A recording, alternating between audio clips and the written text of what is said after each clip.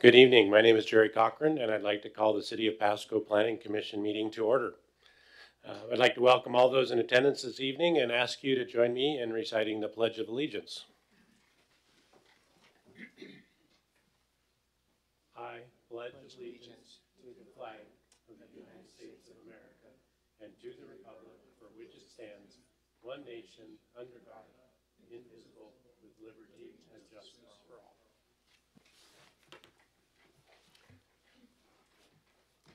To begin tonight's meeting, I'd like to ask the clerk to call the roll. Rosa Torres. Present. Mitchell Moffitt. Present. Paul Mendez. Present. Kim Lehrman. Present.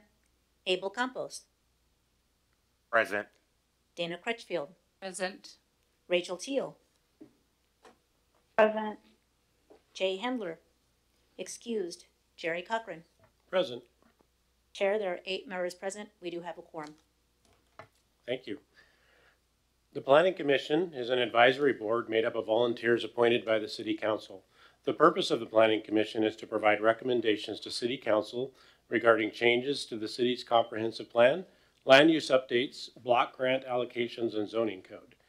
The Planning Commission is tasked with considering the long-term growth and development of the community, the impact of land use decisions on the community, livability, economic opportunity, housing affordability, public services, and the environment. I'd like to remind the audience tonight's proceedings are being broadcast live on the City of Pasco's Facebook page and also on Spectrum Charter Cable PSC channel 191, and it'll be rebroadcast several times during the next month. The meeting is also being recorded, so you can watch it on the City of Pasco's website, which is pasco-wa.gov. Click Video on Demand link and make your selection of the meeting you want to watch there.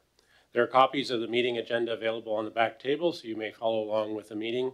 And at this time, I'd like to ask everyone to silence your cell phones to prevent interruptions during our meeting. For those present this evening, when you're given the opportunity to address the Commission, please come forward to the podium and speak clearly into the microphone and state your name and city of address for our records. Before we begin, I need to remind the audience and the Planning Commission that Washington state law requires public meetings like the one being held this evening not only to be fair, but also appear to be fair. In addition, Washington state law prohibits the Planning Commission members from participating in discussions or decisions in which the member may have a direct interest or may either be benefited or harmed by the Planning Commission's decision. An objection to any Planning Commission member hearing any matter on tonight's agenda needs to be aired at this time or it'll be waived. First, I wanted to ask if there are any Planning Commission members who have a declaration this time regarding any of the items on the agenda. Let the record show there were no declarations. Second, is there anyone in the audience this evening who would object to any of the Planning Commission members hearing any of the items on the agenda?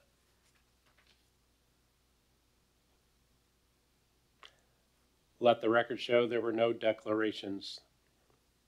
We value your input a lot. We as the Planning Commission need and value this input. It helps us to understand the issues more clearly and to make better recommendations to the City Council. Furthermore, in many cases, your input here at the Planning Commission meeting is your only opportunity to get your facts and opinions placed onto the official record of the City Council that they will use to make their decision. I encourage you to take advantage of this, full advantage of this opportunity. So moving into the agenda, the next item is the approval of the meeting minutes from Thursday, December 15th, 2022. These minutes were mailed out to the Commission members ahead of time. I trust you had an opportunity to take a look at them, and I would entertain a motion to approve the minutes or else any questions or concerns you have with the minutes. So moved. Approve the minutes. Okay. Commissioner Moffitt has moved. Commissioner Moffitt has moved. Do I have a second? I second. All right. It's been moved by Commissioner Moffitt and seconded by Commissioner Torres. All those in favor say aye. Aye. Aye. Aye. Any opposed? So let the record show that the meeting minutes were unanimously approved. We don't have any unfinished or old business, so we will move tonight right into the public hearing. And we have 2 items on the public hearing agenda tonight. First is item A, Code Amendment Mixed Use Zoning District, which is CA 2022-001, and I will turn it over to staff to comment. Good evening, members of the Planning Commission. This is a proposal that you've seen before you both in October and November and December of last year. The item was continued from the December meeting to provide some additional opportunity for input and feedback from those in the development community. Just some background, this is the city has a comprehensive plan designation for mixed residential and commercial, but today we do not actually have a mixed residential commercial zoning district, and so that comprehensive plan land use is not able to be fully effective and implemented without a zoning code that applies to it. The proposal before you tonight would amend an existing and fairly similar code that was drafted and adopted back around early 2020 for the Waterfront Development District, which was written for Port Pasco and the Osprey Point site. This proposal would rename that Waterfront Development District to the Mixed Use District and modify and apply standards that are a little bit more appropriate and sensitive for a citywide application. Some of the comments we heard from the Planning Commission in December regarded circulation and transportation. Some of the standards that were proposed by the applicant included maximums on block lengths and being careful with maintaining the connection points for the transportation system. Impacts to Osprey Point staff did have conversations with the Port of Pasco to ensure that their site remains governed by the adopted code that is in place today, and that this code would apply outside of their boundaries. We also wanted to clarify in the staff report heights and how heights are measured by the city planning staff. And again, wanted to provide another opportunity for public input on the proposed zoning amendment. So the mixed-use zoning district, from staff perspective, certainly aligns and implements several comprehensive plan policies based on the land use, housing, and transportation element. It also, we think, definitely aligns with council goals adopted last year on economic vitality to provide zoning districts that are based on market demand that can develop the community in a way that meets the vision expressed by council and that as heard by residents of the city of Pasco, and providing businesses with another option for developing in the city as well. So it really is just kind of a short presentation for you this evening. We do have representatives from the applicant here in the audience today if you have additional questions. But other than that, that concludes this presentation today. Again, staff does concur with the proposal and what's included, and the recommendation is there is a recommendation for approval of the City Council on this effort. Thank you. Thank you very much. And by the way, thanks. I think probably the other commissioners appreciate this too, how you went through the comments we made and put the response, and I think that's helpful because it helps us month to month remember what we talked about. So thanks for going to the extra effort to do that. Commissioners, are there questions or feedback to staff on this proposed code amendment?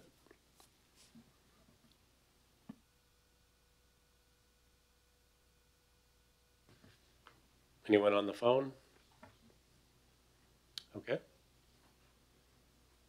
All right. Well, if the commissioners have no questions or comments, I don't either, and we would then move into the public hearing part. And the commissioners, if the applicants here and others are here that want to comment on this, the commissioners might have questions with those. So if you are here to speak on this item on the agenda, again, please step forward and speak clearly into the microphone and state your name and city of address for the records. Anyone here for this item?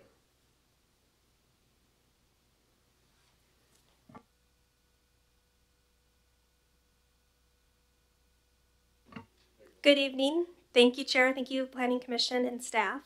My name is Nicole Stickney. I'm with AHBL. We're at 5804 Road 90, Suite H here in Pasco.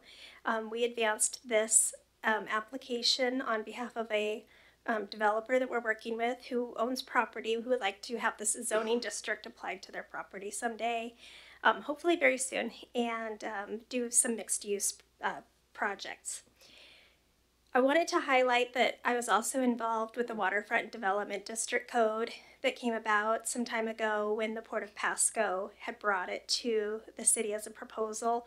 I wasn't at the very front end. I wasn't involved with the primary development of that code, but I know that it was based on best practices and that they had researched where there was really good, effective code put in place in other communities for a mixed use, and they were looking for some flexibility at the Osprey Point district. I did help make some revisions to their proposal and then helped present in front of this body actually, and then I believe City Council as well, just to see that ordinance through, and it was adopted as Jacob mentioned a few years back. This time around we approached the city and we said, look, we're looking to do some mixed use code development writing. We know that that's sort of a missing element in your code. What do you think, staff? Is that something you're already working on? We don't want to duplicate efforts. And the response was, that's on our work schedule. We're going to be taking it on, but you know, it's going to take some time. So we said, okay, well, we'll take the lead on this. And so my client, you know, allowed me that opportunity to work with him. We sat down with an architect. So this has been well vetted, is what I'm trying to point out. Not only did we base this code on existing code in the city of Pasco for the Waterfront Development District and made some amendments to it, but we really thought carefully about how it coordinates with other parts of Pasco's code.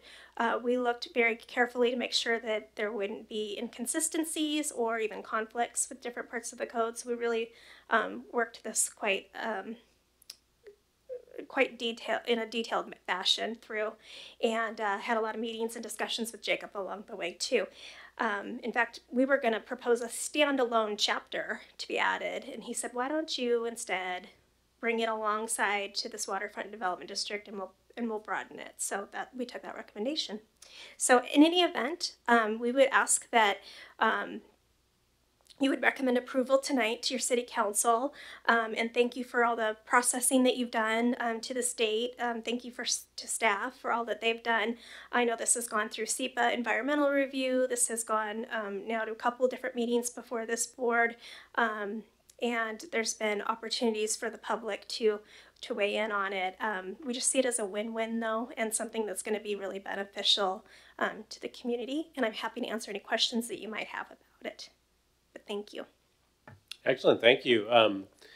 One question I'd ask you is, you know, maybe it would help us as commissioners too. We were talking about this earlier. Can you give examples of maybe how this mixed unit, and no commitments on your client's part, but you know, give us some examples of how this is implemented in practice. You know, like what kinds of buildings, facilities, or what does this look like when you actually build it out? And maybe again, if you have some areas around town or other parts that you can point to, I think might be helpful. So for some of the commissioners or others in the audience to know, yeah, this is what that really looks like. We actually had some slides when we introduced some of the concepts a while back with that Waterfront Development District when that first came about, and I was working with the Port of Pasco. I'm trying to remember back to some of our examples, but we showed pictures of some development in Spokane that has been very well received, and I'm just struggling to remember the name of it. Kendall Yards? Kendall Yards, yes. So that's a classic example that a lot are familiar with. Certainly, some of the other slides we showed were examples over in the Portland area, and that's in part because the person who kind of started this on behalf of the Port of Pasco, a planner that they originally had retained, was from that area, and so there were some transit-oriented development type examples that we had, things like that. So, you know, they have the great light rail line down there, and there's a lot of mixed-use buildings along some of those transportation corridors. So there's really good examples out there, and just, I think the time has come to introduce some of this type of development to Pasco. I think as you read through the code, I'm hoping that you get the sense that what we're trying to do is just more, right? We're just trying to add an extra layer of engagement for community to live and shop or work, you know, in the same site, and have some flexibility there. Instead of separating all of our land uses and forcing everybody to walk from here to there all the time. That's not to say that people aren't going to arrive different ways at the site, but at least there's that synergy that can be achieved. And I think once we have kind of that proof of concept running, then you'll see a lot more of that in the Tri-Cities. I know that certainly you probably have realized that there are some new styles of development coming to town, and so we want to make sure that we can facilitate that and shepherd in the right types of that new development. Great, thank you. Commissioners, do you have anyone who have specific questions for the applicant or the representative here? I do have a question. And I'm new to the commission, so I probably don't have some of the information that you're referring to. But when I was reading through the packet and it talks about Waterfront Development District, and it talks about within the Osprey Point project, which, you know, I'm familiar with that. I know where the region is and so forth. And then it goes on to be saying that it would facilitate this mixed use citywide under the comprehensive plan. And then it identifies 430 acres of land within the urban growth. And I did look at the map, but I was wondering if you could, probably you've already done this at the last meeting, but just exactly where this is that you're representing your client. Right, so this would be considered a floating zone. And that's a term when you create a new zoning district but you don't have any place where it's assigned on the ground yet. And that will hopefully change very soon. But for right now, you have a waterfront development district, you have that zoning assigned at Osprey Point, but you don't have a mixed use district, zoning district assigned in the city. There are certain properties that will be eligible to be rezoned to that designation once an ordinance is passed and this floating zone comes into existence. The properties that would be eligible for where they could request for a rezone are those that are labeled as mixed use / commercial, or is that, what's the exact designation on the comp plan? It would be allowed in the mixed residential and commercial land use. Mixed residential commercial land use zone. So there are certain areas, and I think it's like a magenta color or something like that on your comprehensive plan map. Mm-hmm. Those are the areas in town where it's not going to change anyone's zoning right away, right? But if they want to, they can apply, okay, I have commercial zoning now, I'd rather be in the mixed use. Or I have something else, I'd rather be in the mixed use. And I'm eligible if that's already shown on the comprehensive plan. I see. So the floating zone would have to be within those magenta colored areas. I did look on the map. One of them, I believe, was Road 68 and Court, where there already is a dental office and McGill's and that. And then one of them, I believe, was along the Broadmoor area, Correct. Which is the proposal anyway.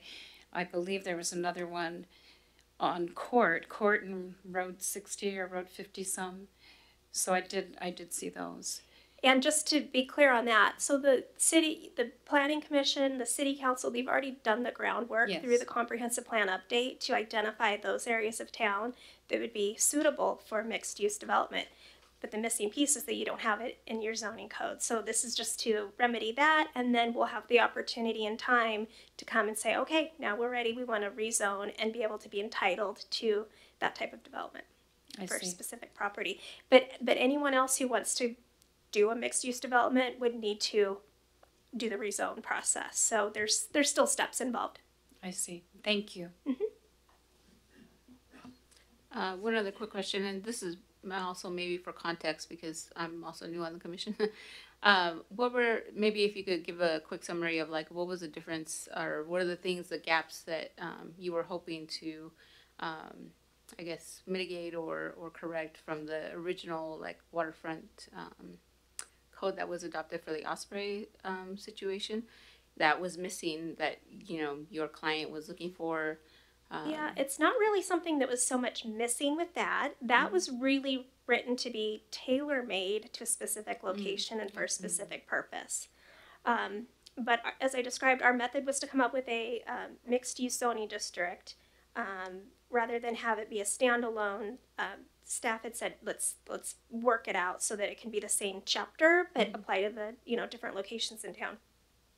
So really, it's just broadening opportunity. That's how I would put it. I wouldn't say that we're trying to fill in anything, because I think that district, the Waterfront Development District, I don't know if staff's come up with anything, but I imagine that they see that it works pretty well in terms of permitting and everything else. I can't speak for them, but it's good code, It was adopted. It's been on the books for a couple of years now, and so it's a good idea to expand those opportunities in the city, and this will move the city one step closer in implementing your comprehensive plan under Growth Management Act. So it's a step in the right direction, certainly. Yeah. Okay. Thank you. Yeah, and another way to think about this is that the waterfront development had mixed use in it, but it wasn't applicable to any other area of town. This gives you a mixed use area that you can apply to any town that you apply to rezone. So it was just not flexible because it only applied within the waterfront development. So, yeah. Commissioners, other questions or for the applicant or representative?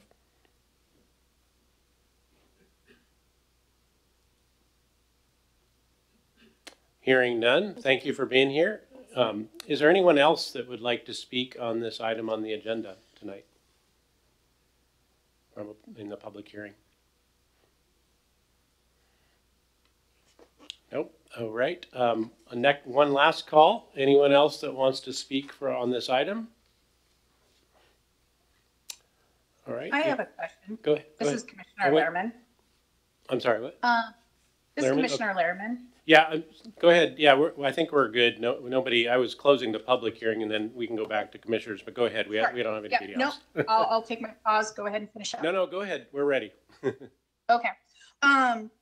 So as I take a look at the 2017 zoning map and then the comprehensive plan, then this is a question to Jacob. Is the 2017 map where we're at, and then the 2018 to 38 where we're planning on going? Is that why the two references to the map is in this document? So the 2018 future land use map is our land use allocations to accommodate a 20-year growth projection as designated by the comprehensive plan. And underneath each land use, there's a variety of permitted zoning districts, and I think that might be what you're referencing in the 2017 zoning map. So for example, in the staff report, there's a reference that today there's 430 acres of land that has the mixed residential and commercial land use. Now, not all that land is vacant, not all of that is developed, but in general, that's how many acres of mixed residential land use are currently in the City of Pasco future land use map. That doesn't mean it's all vacant, though. I think that's what you're referring to, Commissioner, the difference between the zoning map. I think 2017 is definitely outdated with all the rezones that have gone through our hearing exam over the last several years. But those are the underlying zoning districts, and what you will not find in the zoning districts is a code that actually is a mixed-use zoning code, because that does not exist right now. Okay, so we should be focusing more on this current map, which is the 2018-38 comprehensive plan, because I guess I got a little thrown off by the C1 reference and having to go back to 2017 if you're saying that that's a more outdated map.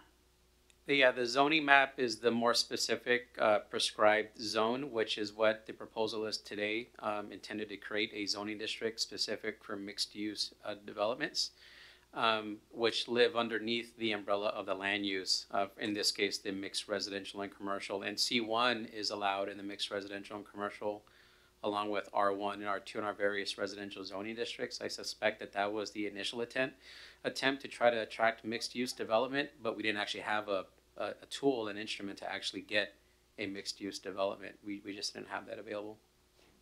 Wonderful, thank you. Mm-hmm. All right, commissioners, any more questions for staff?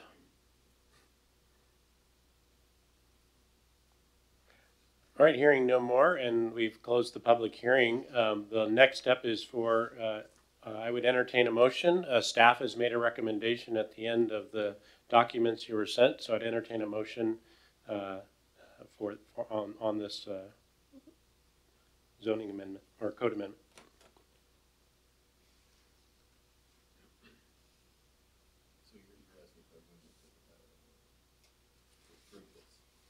Yeah, so it's right here. This is Commissioner Lerman. Go ahead. I move to close the public hearing on the proposed code amendment for the mixed-use zoning district CA 2022-003 and recommend that Pasco City Council adopt the proposed code amendment as contained in the January 19th, 2023 staff report. It's been moved. Do I have a second? Second. Second? All right. It was moved by Commissioner Lerman, seconded by Commissioner Moffitt, and all those in favor of this motion, say aye. Aye. Aye. Any opposed? All right. We'll note that the motion passed unanimously. Thank you all. The next item on the agenda for public hearing is the staff report on the Broadmoor master plan. I'll turn it over to staff again. Good evening again, members of the Planning Commission. This is a second public hearing on efforts to create a master plan along with the concurrent environmental impact statement for the Broadmoor area in Northwest Pasco. The purpose of this public hearing is to provide some additional opportunities for public input and to provide the Planning Commission with what's occurred since you last saw this in December 2022. Staff issued, as indicated in December, we did issue the draft environmental impact statement and the master plan on Friday, December 16th. The environmental impact statement was available for public comment for the 30-day period as required by state law. And staff has satisfied and met that requirement. We received approximately 68 comments. This presentation will summarize a little bit of background again on the plan and the EIS and identify some of the comments we've heard so far and then next steps for bringing this back to the Planning Commission next week. So on the next slide, you saw this in December, but we wanted to provide the Commission and the audience with both the intent and purpose of the master planning effort and the environmental impact statement. So the purpose of the master plan is it identifies the vision and the purpose that's been established for Broadmoor, and it integrates planning policies, development regulations that are intended to meet that vision, and the standards necessary to implement that. So the code that you will see eventually associated with the master plan are fairly deep, and that is because we need those regulations in place to actually implement what's been established as the goals for Broadmoor. But like any other plan, it doesn't live sort of as a static document. We don't want this plan to certainly live on the shelf. So we intend to keep this plan updated like we would with our comprehensive plan or the downtown plan or a housing plan or like tonight's Shoreline plan. We intend to come back to council, the Planning Commission and Council as necessary to make sure that the plan is up to date with where it needs to be. And now the EIS, that was required because of the substantial environmental impacts that were the staff identified were going to be necessary. And what you see on this screen are roughly 100 plus mitigation measures that have been identified so far as of December 15th of last year that have been identified to mitigate the development that is to occur or expected to occur out there. And those range from the transportation, what are we going to do to mitigate the transportation challenges that might be out there, along with the preservation of open space or the natural habitat or critical areas, mitigations for housing to ensure that there's a variety of housing to meet the demands of the community, and making sure that public services and utilities at their levels of services are still there to meet demands and expectations of the community. So on the next slide, wanted to summarize, this is not the extent of all the comments we've received, but we want to give the Planning Commission just sort of a feel of really the high points. And I think certainly transportation has come up pretty high with roughly 7,000 units expected out there and 2,000 to 3,000 jobs. There's going to be a need to develop a robust transportation system for both motorized uses, non-motorized uses, and also those for recreational. which brings the emphasis on the need to plan for parks and open space opportunities that are accessible to the community members, not only that live in the Broadmoor area, but those that would be traveling to the Broadmoor area to hopefully experience a larger urban facility out there. So we're working closely with our Parks and Rec department, who is concurrently working on their Parks and Recreation open space plan. So we got really two big plans going on at the same time. We're trying to tie them up as close as we can together, and then identify what's going to be required to actually ensure that, at least in the Broadmoor area, that there is the parks and open space opportunities are there for the community members to have access to and to enjoy, including what may be potential on the shoreline. And so we have to be careful not to get too detailed, but we also want to emphasize that there is a need to plan for this, and it's important for the success not only of Broadmoor, but certainly the community itself. We've also heard comments I mentioned on transportation from the Washington State Department of Transportation. So we're working with them to make sure that they receive the transportation analysis, the various analyses that have taken place over the last 12 to 18 months, focused on Broadmoor, which led to the TIF development when you heard that presentation last month, I believe.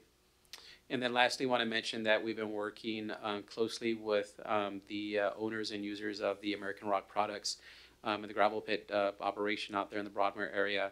They have had a request. Right now, the future land use proposed in alternative 2 for one of their sites is for medium density residential. Now, we know that in the next 15 to 20 years, it is likely not to be medium density residential. And so this is the part where we get to hear back from the businesses, the community, and the stakeholders, and we do sort of that reality check. And so staff intends to make a change in your final plan that you see to ensure that the land use there aligns with their current use and allows them to continue to operate as they have been, but also has some provisions to ensure that eventually there is a transition of the land use to take on the more developed residential growth that we are going to need room for in the Broadmoor area. Lastly, just some next steps and the process left. So again, we're on public hearing number 2 tonight. Now next week, we have a special planning commission meeting that will be conducted to only hear comprehensive plan amendment items for the 2022 docket. And the Broadmoor master plan is an application. It's one of 16. So you will hear the Broadmoor master plan along with the other 15 applications next week. And then we intend to show and provide the planning commission and members of the audience and the public where staff has received comments and how we intend to address those comments and provide a solution, and then ask for the Planning Commission's recommendation eventually to council, who will adopt the docket, which includes the Broadmoor master plan as part of it. We do have a requirement under state law to issue the final impact statement, environmental impact statement, within 60 days of the draft, so we intend to do that before the council has this before them. So short presentation, but again, another opportunity for us to share what we received in the last month. I'm sure we will continue to receive more comments. I think that we have members in the audience and on the phone, online, who may be interested in commenting, but happy to answer any questions that we can this evening. Thank you. Thank you. Before we open up the public hearing, is there any questions or comments or feedback from commissioners to staff on this effort?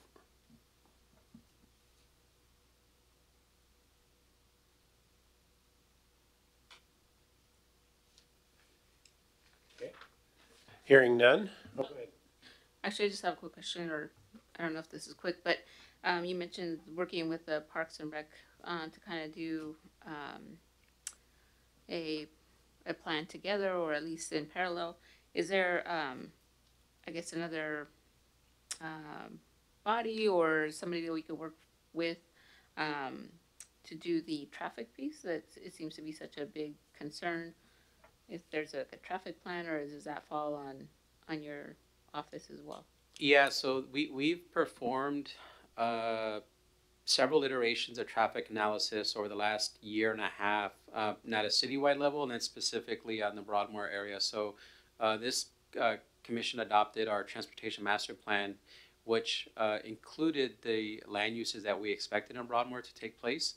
So the transportation master plan that was adopted by this planning commission and by council in August of 2022 included the essentially the impacts to the transportation system. So each intersection and corridor has certain level of service thresholds. Our comprehensive plan has a grade in which each level of service must be kept at, and if it can't be kept at that grade, then mitigation is going to be necessary. Usually, if it's infill development, it's improvements to the corridor, to the intersection, like going from a stop sign to an intersection, a signalized intersection. But in area where there's no development, it's the actual road itself. You are building the infrastructure, which our Public Works Department is working on right now, and sort of laying out where the utilities are going to go, the water, the sewer, and these things have been underway several years now, I think, with the Northwest Sewer ID that's been adopted quite some time ago. So we've conducted a fair amount of transportation analysis. Staff is fairly confident that we've gone above the requirements required, but it is to ensure that we get the right network out there. In fact, I think what differs this plan from others, not only locally but maybe in other places as well, is that we've developed the network itself, where the roads are going to be, generally where they would line up, where the non-motorized access points would be for those choosing to travel by bike or walking. We're currently wrapping up a supplementary effort to identify projected freight and circulation movements, so that we can help. Freight is obviously a big thing in our county, and we want to make sure that Broadmoor helps facilitate that and doesn't disturb that network. So I think staff feels fairly confident that we've addressed the transportation component, I think more so than we have ever in the past. And it's one of the reasons why this plan's taken so long to kind of get to this point, is that transportation part really needed to be vetted, not only by staff, but certainly by WashDOT, Ben Franklin Transit, the Council of Governments, and coordinating with our local partner agencies out here in the region. So all that information is available in the appendices of the Transportation Master Plan, and we'll make the other information available in the next couple days, just to have information out there, just to have it. And also, Commission, if you recall last month, and Commissioner Torres, I'm not sure you saw the TIF, tax increment financing presentation, but actually I think it was November. Yeah. There is a difference between the taxation that's occurring on the property now and when it's going to be fully developed. And the legislation that the state passed last calendar year, last session, allows cities to use that difference in the tax revenue received to finance capital projects. And the City Council formed a tax increment financing area just recently, and about 36 to $38 million worth of transportation improvements will be occurring on the Broadmoor corridor, extension of Sandifer, Buckingham, new roads, whatever they are, Road 103, Road 108, if you could picture that, how they line up, and improvements to the 182 ramping system. And off-ramp system. So there'll be a lot going on in terms of transportation. I think I agree with Jacob. If anything, it's been overanalyzed. Yeah, thank you. You know, one of the things that happens too is I think because these plans are all a bit siloed, the Transportation Master Plan, the Broadmoor Master Plan, the comprehensive, the public and us aren't able to always connect them. And so I think it's in the appendices and it's buried, but I think that's one of the things that it's sometimes hard to stand. And if you haven't been through each of those plans on the commission, you don't realize that, yeah, this is connected to that, but everybody's really concerned about Broadmoor, and we don't want another Road 68, right? And so because everything is siloed, it's hard to make the connections that, yeah, this has been thoroughly thought out and vetted. We just don't see it in this plan. And so I think that's one of the gaps that I think a lot of the public responds to too. Commissioners, are there other questions or feedback for staff?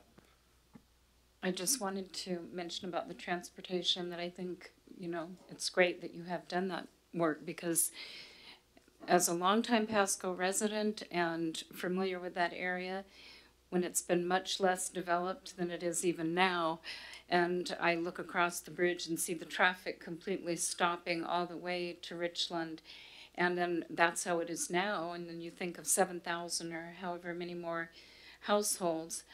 that becomes really scary.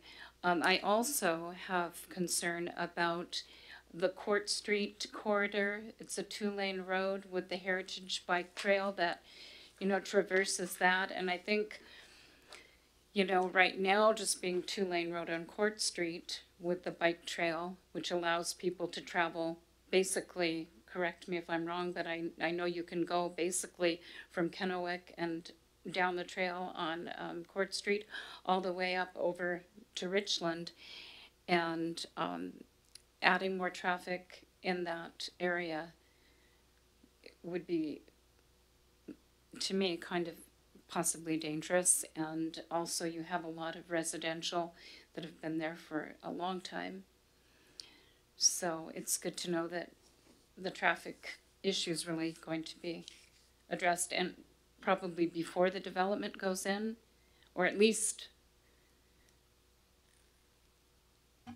Well, at best, it will be concurrent with development. Okay. There's probably going to be a lag. Yes. As I think there is probably with every public funded project, but the idea is to get it in concurrently with development. Thank you. And a lot, and we probably neglected to mention that many of the transportation improvements are in part, almost always, funded by developer contributions. Yes. Mm-hmm. Okay, thank you. This is Commissioner Lehrman. Go ahead. Something that Chair Cochran brought up about each of the different maps being siloed and how to be able to, or my brain went to like how to be able to make connections, especially because a lot of our residents are able to only jump in and take little snippets at a time of information versus follow along. The last 6 months working on transportation, or a year and a half working on a transportation master plan and stuff like that. But there's a way to be able to layer the maps to then be able to go back and reference the amount of effort in planning of how to be able to mesh these plans all together. So it is one comprehensive plan that's really well laid out, and it shows to the community that this is a long process, very, very intentional in trying to be able to get community input as much as possible.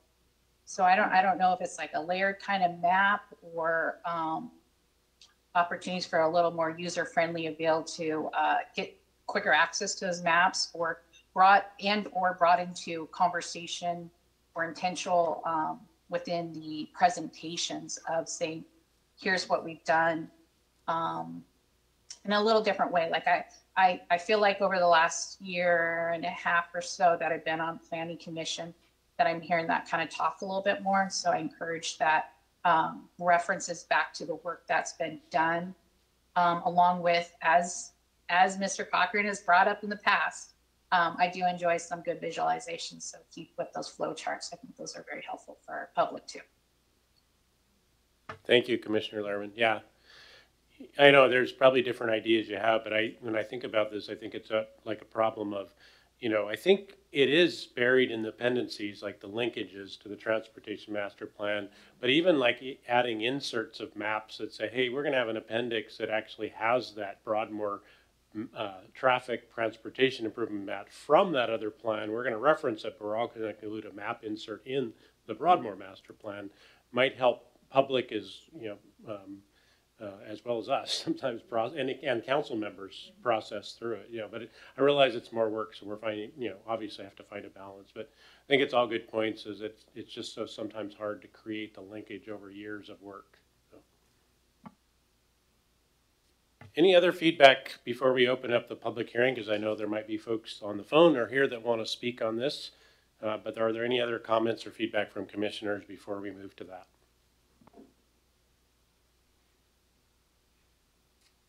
All right, hearing none, let's go ahead and open up the public hearing. Any individuals who wish to speak on this particular item, now's the time to come forward and speak.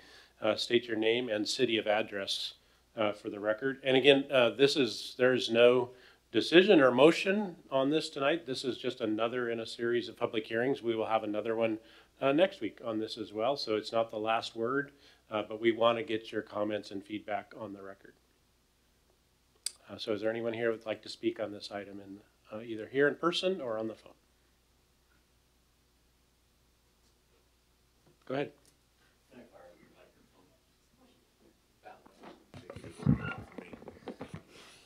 Thank you. Hi, I'm Pete Reiki, and I'm from Pasco, Washington.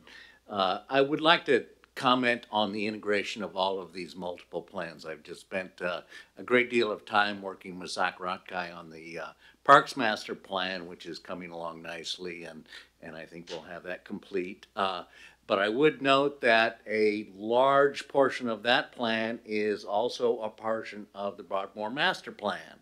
And the concern over public access to the river shore, parks and community parks, linear parks, neighborhood parks, etc., are all integrated together into that.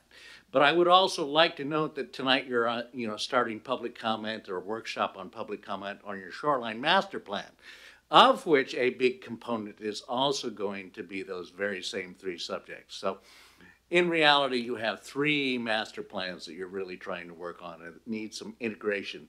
And so trying to find a way to bring all of those together so that each of those entities are communicating and getting all of their ideas collated, I think would be a wonderful idea. So I'll just leave it at that. But thank you. Thank you. Thanks for the feedback.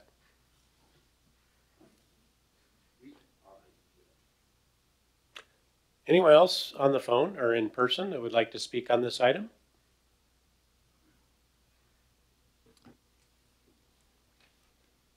Ms. Tellison, are you available for comment tonight? I am. Can you hear me? Yes. We can. Wonderful. Thank you.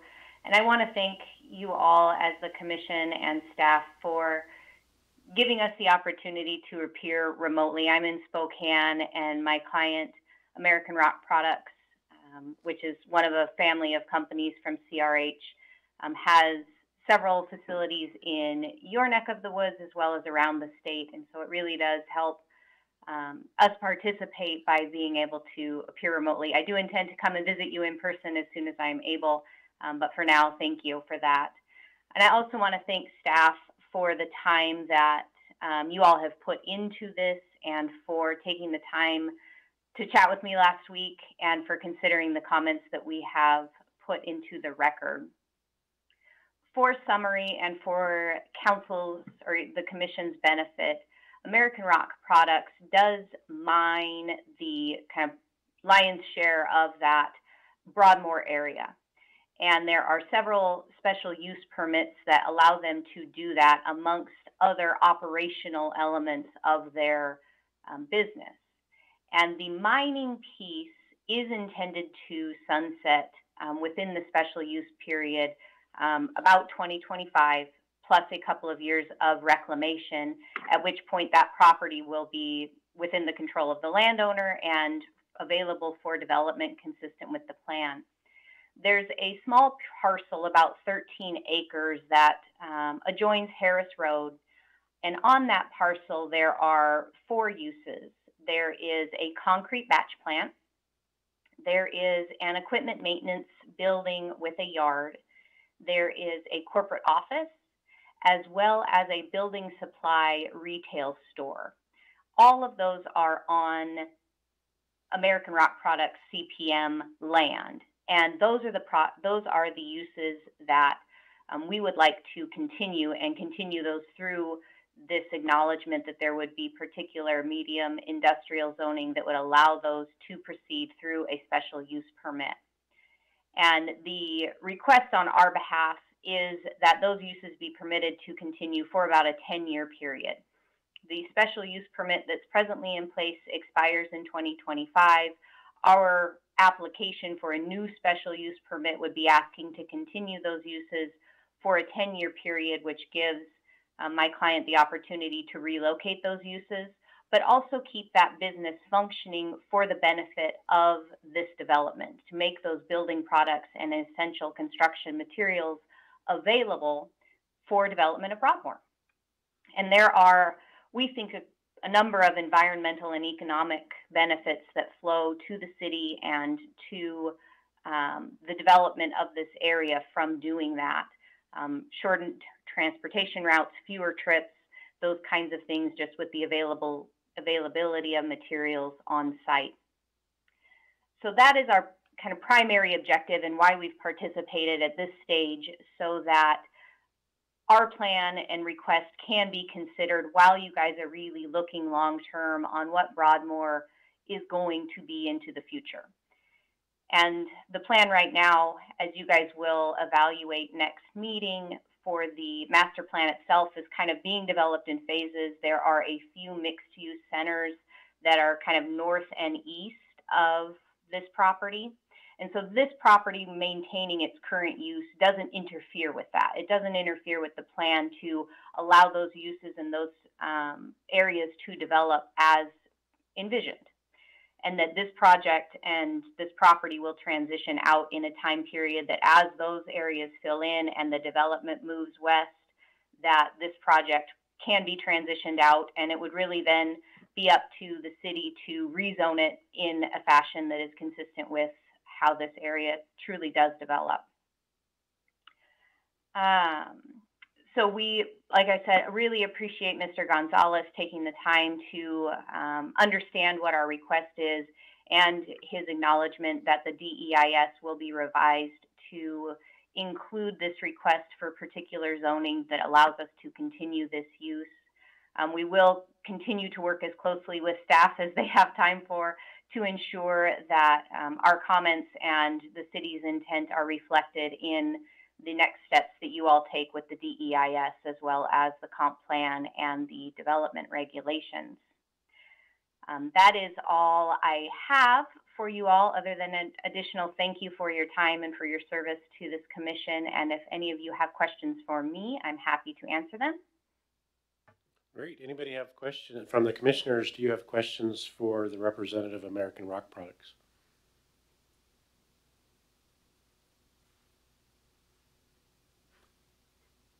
Great. Sounds like we have no questions. Thank you for coming tonight. One of the questions I have, not for the American Rock Products, is the situation, it's more for staff.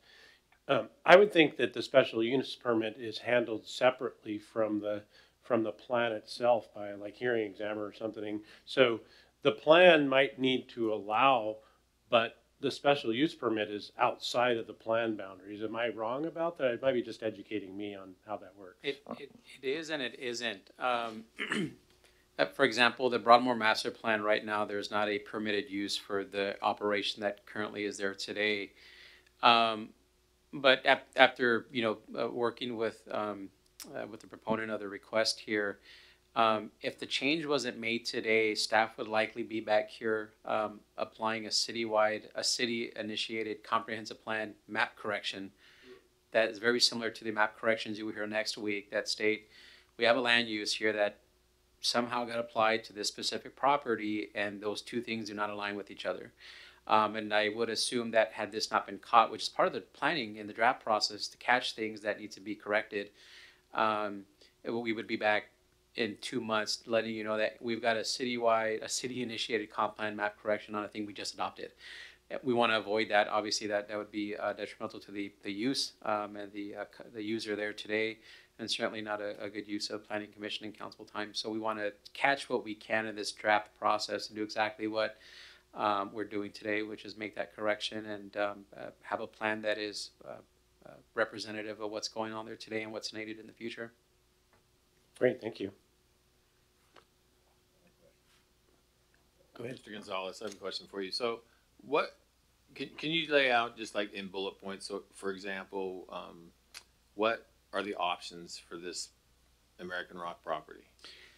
Yeah, so the resolution that we've come up with, and it's not in front of you tonight, but it will be next week, is that staff intends to apply the industrial land use. We have to, in one way that seems counterintuitive to the Broadmoor master plan, an industrial land use in the middle of the Broadmoor master plan seems like those two things don't align. But again, giving that designation to this property allows them to reapply for the special permit and have likely a more favorable recommendation through the hearing examiner who is responsible for the special permit applications. The applicant can then say that their use aligns with the intended land use of that site. If we left it with medium density residential, which it is currently allocated today, that would be a very difficult sell in front of the hearing examiner, especially for staff to justify that an industrial use is a special permitted use in a medium density residential land use. The other part, and I know we've talked a lot about master plans, but we are also working on our very first housing action plan. And when we look at our housing action plan, we do a land capacity analysis that identifies how much of each land use in each zoning district do we have available in the city of Pasco. And essentially this same site, if left at medium density residential, would tell the city on a table that we have 13 acres available for medium density residential, even though there is no chance of there being medium density residential there in the near time frame. So it's a domino effect that's positive, we think, by just allocating the correct land use today and avoiding that issue in the future. Does that satisfy the answer or the question? Yes, it does. And then it brings me to another one. So, and I was speaking before this meeting to a couple people about this. So, if I'm understanding this right, then if council then designates as industrial, right?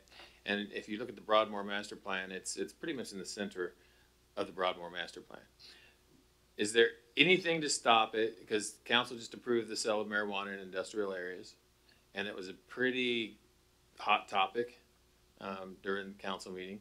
So my question then would be, what's to stop somebody from coming in, or is there anything to stop somebody from coming into that land use, say American Rock or somebody that they deal with, to come in and start a marijuana operation or sells storefront or whatever it would be, would it qualify there?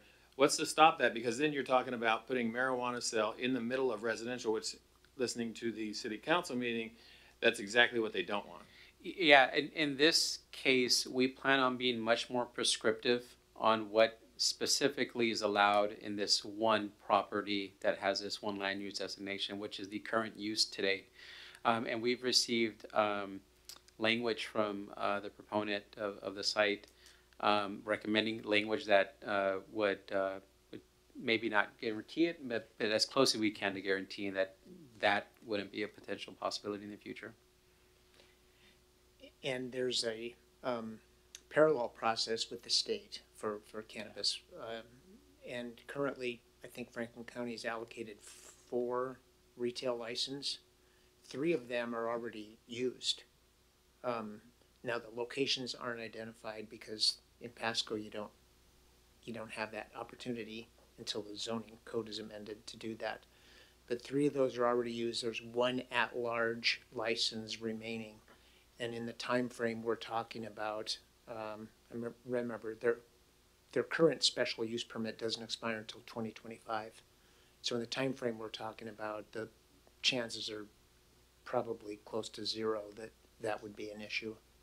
And if it is an issue in 2025 when the special permit expires, as Mr. Gonzalez mentioned, we have some tools for a limited zoning that could be applied to the parcel, which would exclude that possibility. I understand. Thank you very much. All right, any last questions for staff on this before we move on? Excuse me, Elizabeth Telson has asked to share out. What's that? Sorry, we didn't hear. Oh, okay. Elizabeth Telson has asked to share out. She put it in the chat. Is she on the phone?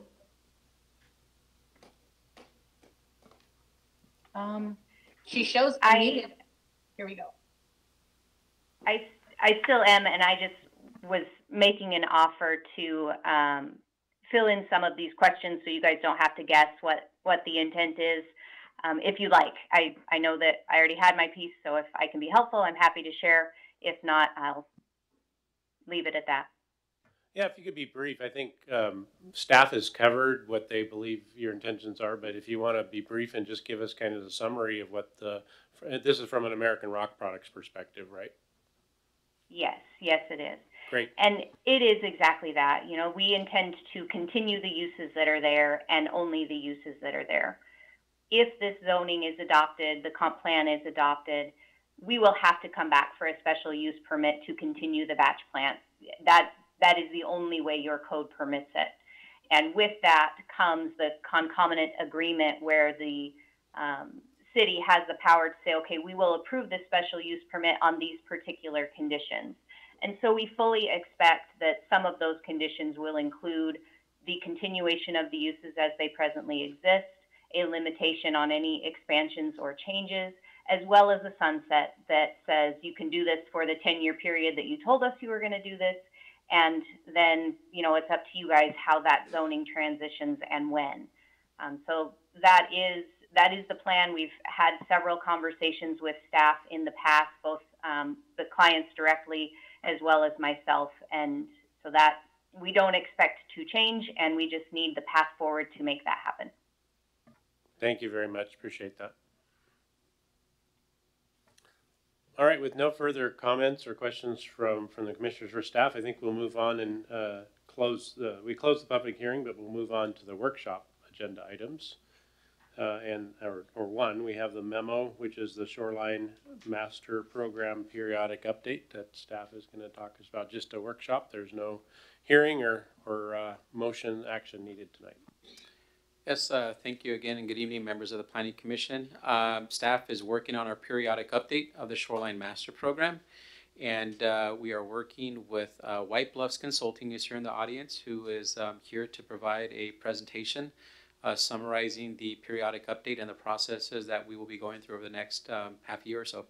So I'd like to welcome White Bluffs Consulting to the podium. Thank you.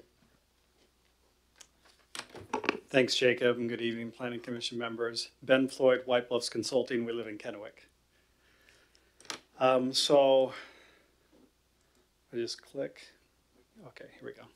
So you were provided with a memorandum that has a lot of the background information that I'm going to go through here. One thing, I maybe just by introductory comments. So I was the project manager working with the city staff in 2013, 14, and 15 when the when the Shoreline Master Program was originally updated, and that was a very extensive process. We went through an inventory analysis and characterization of, you know, each shoreline within the city, the uses, the public access, infrastructure, all of that, a very detailed process. Then we developed updated environment designations, which are very similar to land use designations in the comprehensive plan, and then worked with the city to go through the adoption process. And that, like I say, that was close to a 2-year process, several planning commission workshops. This is a much more modest effort this time. Because we did such an extensive update in 2015, this is really more, it's called a periodic review, and it's really just looking at, are there any tweaks that need to be made? Is there anything that's inconsistent? Or as it's been implemented by Rick and Jacob and other city staff, is there something that maybe wasn't clear or isn't working very well?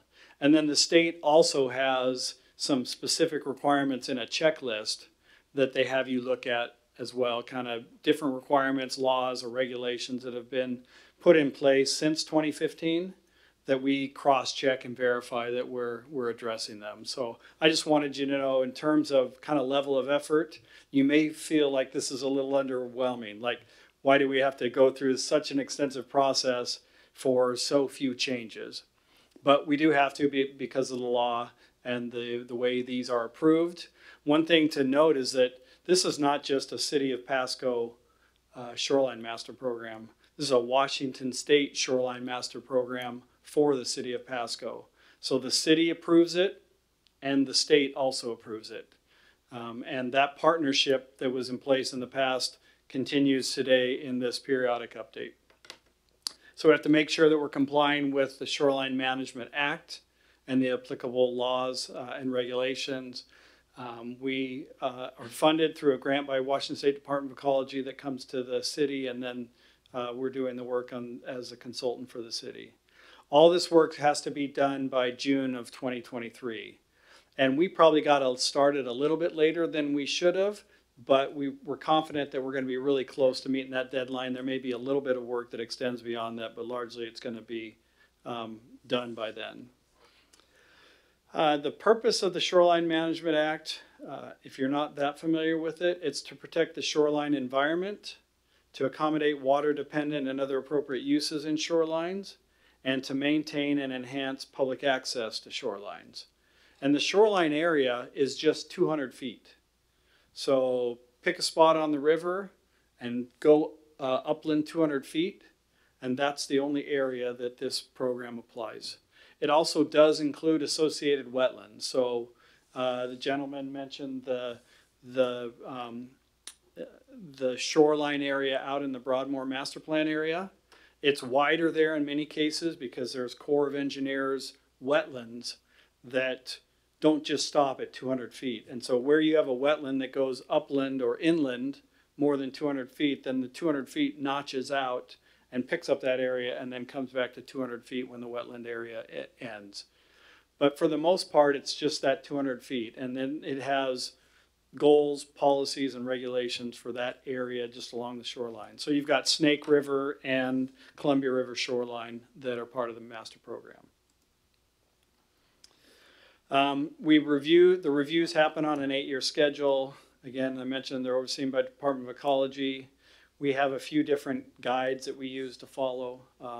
And if you have any questions about those, I'll answer those, but they're just things that we use to verify what we need to update. And I would say along with, like I said, the experience from staff, like if there's something that isn't working well, we can update that as well.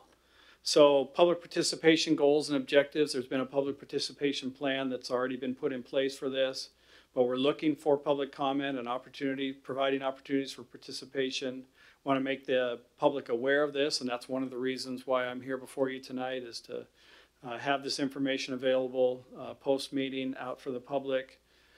Encourage opportunities for communication, and all the information that we're working on is available on the city's website, and the Shoreline Master Program the existing Shoreline Master Program is out there as well.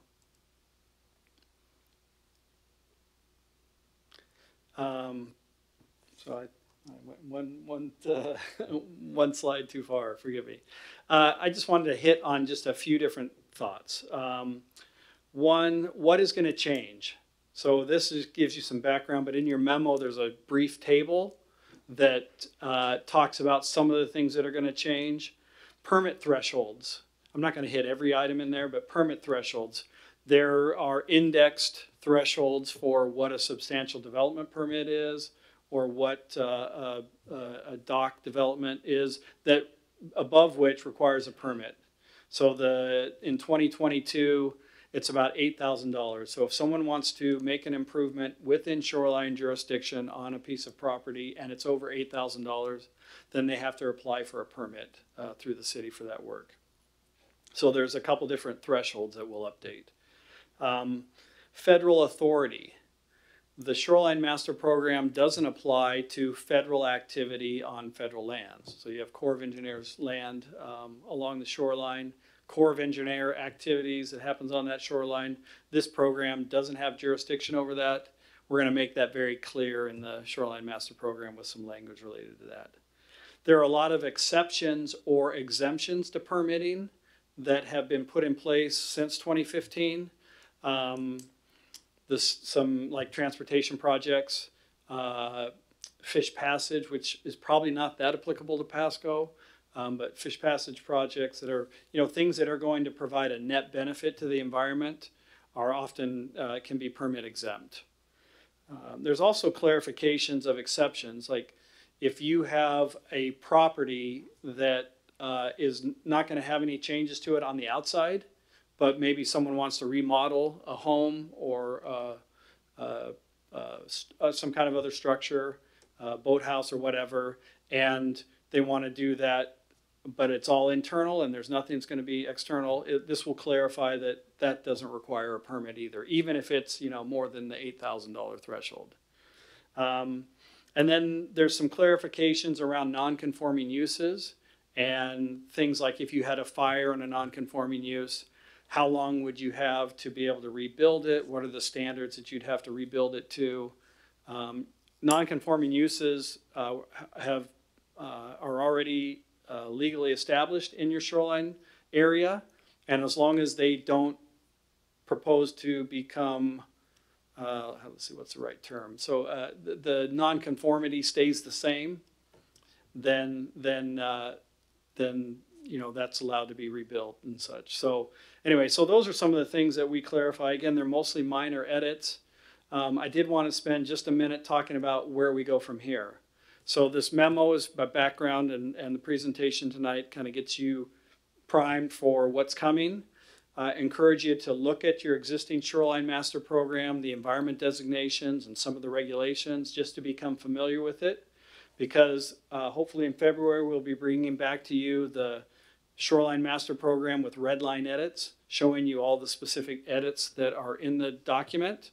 And then after that, you will, if you're comfortable with it for going out for public review, it will then go to the State Department of Commerce for a 60-day review process, where you'll send the Shoreline Master Program a checklist that describes what's changed, as well as issue a SEPA checklist, and staff will issue a SEPA determination.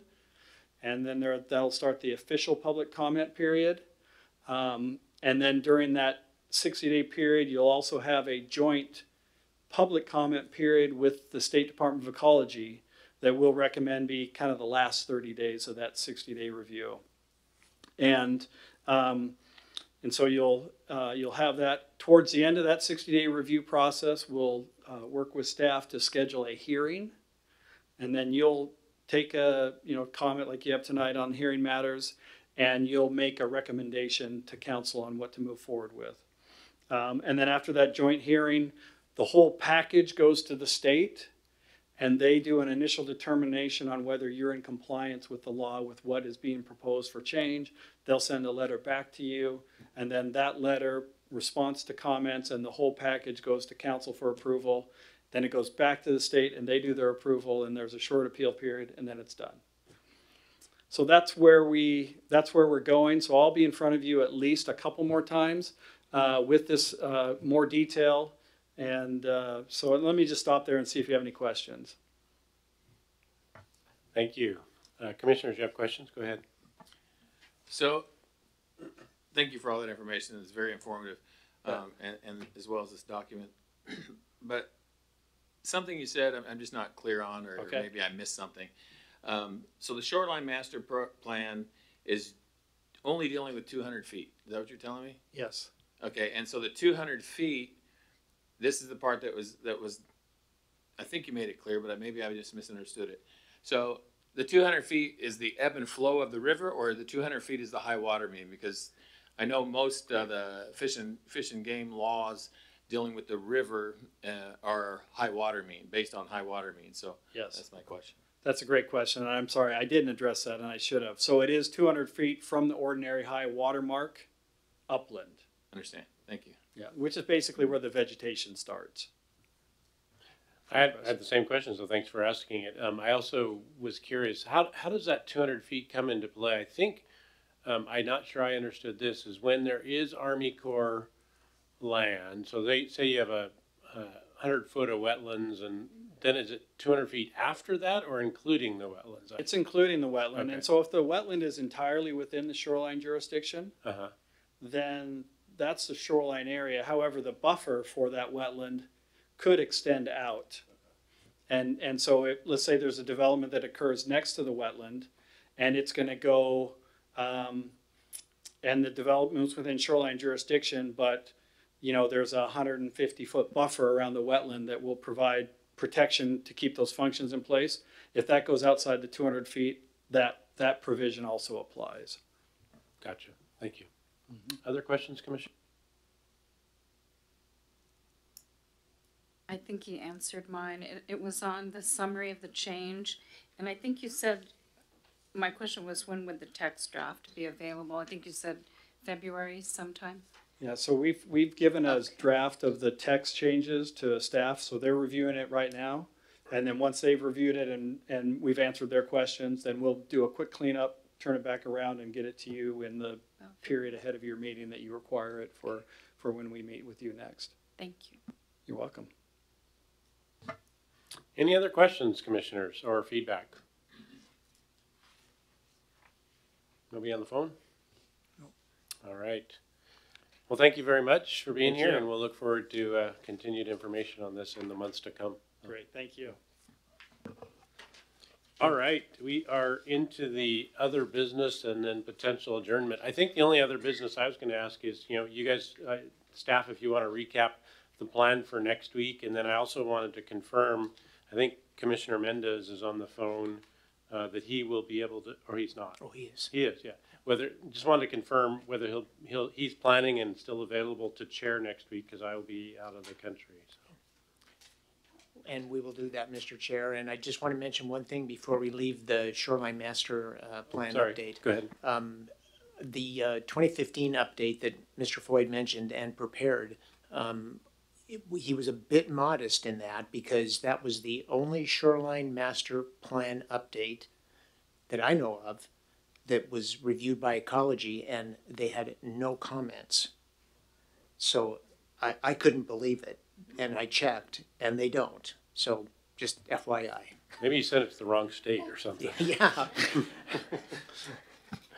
All right, thank you for that, and congratulations on the zero ecology score. So let's talk about next week. And again, Commissioner Mendez, I just wanted you to chime in and confirm that you're able to chair next week, and then staff can talk about the plan next week. Yeah, Mr. Chair, I will be available next week. Thank you. Awesome, thank you. In terms of the format for next week, it'll be similar to what the Planning Commission saw back in the springtime. And essentially, but just for the comprehensive plan docket, so there's 16 separate applications. Several of those are city-initiated applications, Broadmoor Master Plan, Downtown Master Plan, etc. And staff will, for each application, respond to the criteria that each application must adhere to for a recommendation to occur. And for those that require a little bit more information, staff will try to provide that information so you can make an informed decision. We will also include all the public comments that we've received, including those that received back when the docket was just being established. So your packet will be lengthy. A significant portion of that will be the letters and documents and summaries of comments we received on some of the proposals. But we just want to make sure that those residents and businesses that have submitted comments have their comments back on the record again, even if they've already been shared with the Planning Commission. So we'll try to make the meeting run as hopefully as smooth as possible. But if you have any questions before the meeting or during the meeting, obviously staff will be here to help facilitate. Yeah, and I recall one of the things, I don't know if you want to do this, I recall we had to come up with an interesting voting mechanism for these last time where we had to go through them one by one and vote on each one. So you might just give Commissioner Mendez a warning of how you want to manage the vote. Yeah, perhaps staff can, not a script, but sort of a format. And essentially what you'll see in the staff report, I think we could follow during the meeting, which will be based on the information right above. Do you approve, deny, or would you like to modify the proposal? And that's what we've seen done in other jurisdictions to kind of, usually most cities don't see 16 amendments in 1 year, but we haven't done one in quite some time. Yeah, and I think we went through it last time and it was a bit tedious, but if you have a better way, then please recommend. So and I think we had to do a full roll call vote on each of the 17 or whatever, and that was a little bit. So if you have a better way, let's do it that way, and I'm sure Commissioner Mendez will appreciate that. All right. Anything else in old other business? All right. I'll entertain a motion to adjourn. Motion we adjourn this meeting. Do I have a second? I'll second that. It's been moved and seconded. This meeting is adjourned at